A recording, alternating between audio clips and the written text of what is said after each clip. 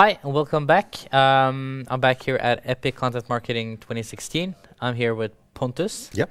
And you had a talk yesterday. Indeed. I was talking about the 5 keys of content marketing, or the 5 keys to successful content marketing. And what I was talking about there was the importance of having a strategy to actually do your target group analysis, to have a good process for creating content and doing that efficiently, and the importance of distribution, and then to measure, and how important it is to get going with measurements from day one. Interesting. Yeah. Because I've speaking to the previous speakers, and we've talked a lot about identifying target groups, strategy, implementation, and everything. But no one has really talked about how you effectively create the content. Right. And I noticed that a lot. Yeah. Because a lot of companies, brands are much more inclined to just jump into it and start creating content. Yeah. And what happens then is that often they do that in either a very siloed environment. So you have the internal comms over there, and you have the marketing department, and you have the comms department, and they're all producing tons of content and just using it in one channel. Yeah.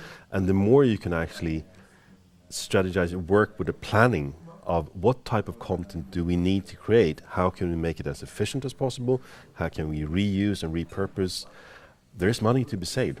Yeah. And a lot of companies is overproducing contents extremely. But I actually saw example of a person reusing content that was 3 or 5 years old, and just reposting it, and to me it kind of felt like I felt cheated. Yeah, kind of.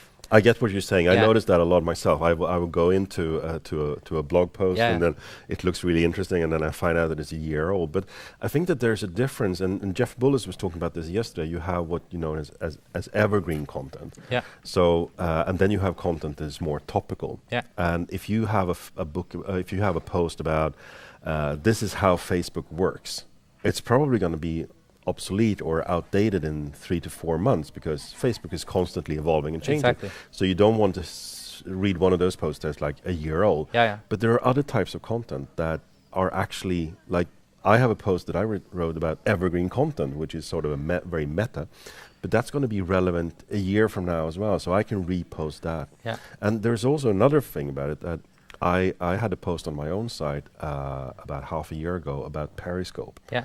And it was hardly getting any traffic at all. And now, in 2016, all of a sudden it's one of my most visited posts, because people are catching on to Periscope.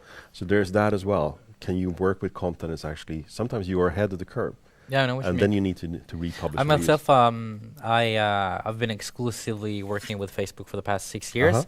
And one of the things people often ask in discussion groups on Facebook and stuff is, what's the optimal picture size? Right. So I made a chart, and the bad thing is that has to be updated every 6 months. There you go. And so I have to physically go and create the graphics over again. But the good part is that I'm guessing that it's one of your most visited posts. It is, because it's such a common question. It is. And that's another thing, that in terms of creating content efficiently, to actually use the data that you have, instead of just sitting around and having what's known as a or an improv session, or just brainstorming. Actually look at what kind of content is working for you, and then make more of that, rather than just doing what you always do. How would you describe a process of going from deciding to do something, or let's say write a blog post, to actually seeing that you're gaining something out of it?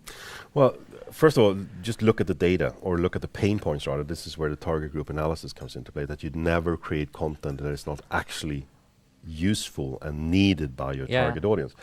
And then do it as efficiently as possible. Even if you do it in-house, you might have your own writer, you might have your own video creator, but that they're actually supposed to get as much content from that event as possible. So if you're writing a text, you're not just writing a blog post, you're writing something that can be used on social media, maybe you're doing some infographics about it. That's one way of creating it. And then the distribution phase, to really try and make use of as many channels or opportunities to talk to your target audience, and then actually see what works. This is where you follow up with the measurements. Are we hitting our target audience? Are they doing what we want them to do? Have a clear call to action, and then feedback what was working, what wasn't working to your process. Cool. That's the key points. If you would leave our audience with one tip, if they've either just gotten into content marketing or been doing it for a long time, what would that be? Well, the obvious thing that I'm going to say first of all is never do content marketing without having a strategy, because that's the most common way of failing at content marketing, is just to get in right to the production process.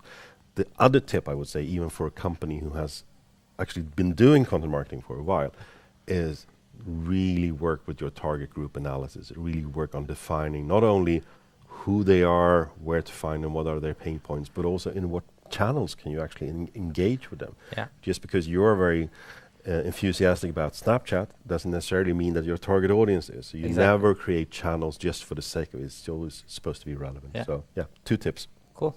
Great. Thank you very much. Thanks for having me here. Very cool. Thanks.